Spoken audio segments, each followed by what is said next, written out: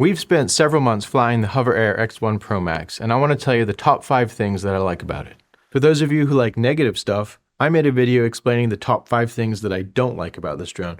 Check the description for that link. Alright, but in this video, we're going to stay positive. First off, tracking. Whether you're just walking or on a one-wheel or a bike, it follows the subject really well. Even biking through these trails, which can be narrow and winding, the X1 Pro Max did not mess up, as long as I set it to follow in close and flat mode. Raising it up or having it too far away can cause some issues. You do have to know the limitations of this drone and set it up for success. One thing that I was pleasantly surprised by is that if you set it to dolly track, which means the drone is going backwards as you are moving towards it, if you make a turn too quickly, the drone will just revert to following behind you. And I thought we just have to land and reset if we wanted to get the drone back in front. However, as you'll see here, Kelly managed to reposition himself so that the drone was in front of him, and the X1 Pro Max resumed its dolly track from the front.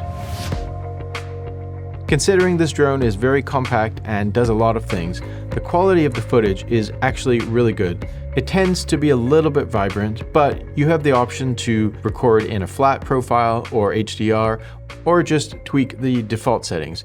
This footage was actually recorded in the default settings and all in auto mode, and it really does look quite impressive.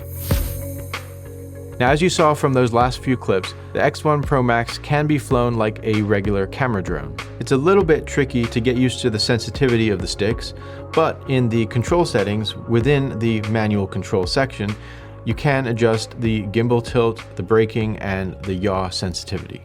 And because it has so many features and it's not a dedicated camera drone, it won't match the experience of flying a traditional camera drone, but it'll get you most of the way there. If you want to press a button and let it do its thing, you can choose from several automated flight modes, including orbit, dolly zoom, pull-out shot, and a few others. Each of those has parameters that you can preset, like distance and height, to get the shot that you want. The beacon is really useful, especially if you're on a bike. You get a real-time preview from the drone, you can change settings, you can fly it manually if needed, and thanks to co-pilot mode, you can adjust the positioning of the drone with the beacon while it's tracking you.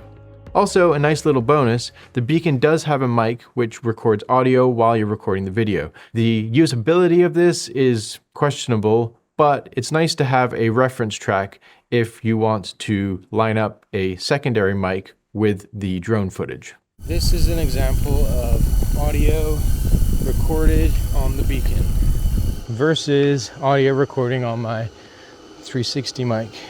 So those are my top 5 reasons that I like the Hover Air X1 Pro Max. And I forgot to even mention how small and compact it is. It's great for travel. You can even put it in your pocket. I like that it has guarded propellers.